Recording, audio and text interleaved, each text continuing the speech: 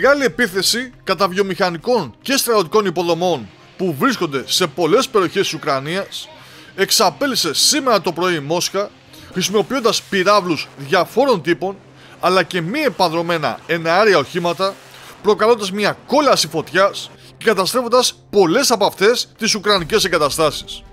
Σύμφωνα λοιπόν με την επίσημη ανακοίνωση του Ρωσικού Υπουργείου Άμυνας, απόψε οι ένοπλες δυνάμεις της Ρωσικής Ομοσπονδίας πραγματοποίησαν μαζικό χτύπημα με όπλα μεγάλης εμβέλειας και υψηλής ακρίβειας από τον αέρα, την ξηρά και τη θάλασσα και με μη επανδρωμένα εναέρια οχήματα κατά εγκαταστάσεων της αεροπορίας, πυραυλικών, μηχανικών και δοθαχισμένων βιομηχανιών της Ουκρανίας, όπως επίσης και παραγωγής πυραυλικών καυσίμων και πυρίτιδας.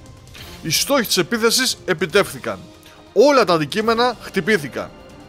Τα ρωσικά μέσα ενημέρωσης έδωσαν όμως ακόμα περισσότερες πληροφορίες, λέγοντας ότι χτυπήθηκαν οι περιοχές Δημιπροπετρόβσκ, Χμελνίτσκι, Ζίτομιρ, Νικολάευ, Χάρκοβο και κατεχόμενα τμήματα της Ζαπορίζια, ενώ τονίζουν φυσικά ότι σύστηκε το Κίεβο από τους πυράβλους Καλίμπρ που έσκαγαν ο ένας μετά τον άλλο, καθώς οι εγκαταστάσεις που υπήρχαν στην περιοχή της Ουκρανικής πρωτεύουσας αποτέλεσαν κύριο στόχο αυτής της μαζικής πρωινής επίθεσης, σε σημείο μάλιστα να ανακοινωθεί ότι ο Ουκρανός πρόεδρος Βολοντίμιρ Ζελένσκι επιστρέφει άρον-άρον στην Ουκρανία, διακόπτοντας την περιοδεία του στην Αφρική.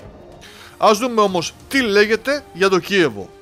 Στο Κίεβο, οι ρωσικές ένοπλες δυνάμεις πραγματοποίησαν μια σειρά από χτυπήματα σε εχθρικές εγκαταστάσεις στις περιοχές Ομπόλονσκι, Ζολομέσκι, Κολοσίφσκι, Σευσκόφσκι και Σβιτόσκι.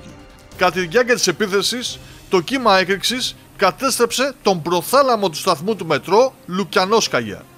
Προφανώς ο πύραυλος έπληξε το έδαφος του εργοστασίου Αρτέμ, δίπλα στο οποίο βρίσκεται ο καταστραμμένος προθάλαμος. Στην περιοχή Βυσγκορότ, ρωσικά στρατεύματα χτύπησαν ένα συγκρότημα αποθήκης που χρησιμοποιούν οι Ουκρανικές ένοπλες δυνάμεις. Φυσικά τα χτυπήματα και σε άλλες περιοχές ήταν σφοδρότατα, αλλά ειδικά στο Κίεβο, που είναι και η πρωτεύουσα, ο απόϊχος της καταστροφής που προκάλεσαν οι Ρώσοι είναι ακόμα μεγαλύτερος.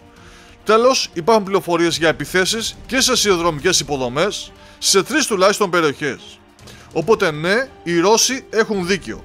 Η ρωσική αρκούδα σήμερα το πρωί εξαπέλυσε κεραυνούς και επενθύμησε κατά αυτόν τον τρόπο σε όλους ότι έχει το πάνω χέρι στη σύγκρουση με την Ουκρανία λίγες ημέρες μετά τη λήξη της Πασχαλινής εκεχηρίας και μία ημέρα μετά το Βατερλό των ειρηνευτικών συζητήσεων στο Λονδίνο, για το οποίο οι ΗΠΑ κατηγορούν τον Βολοντίμιρ Ζελένσκι.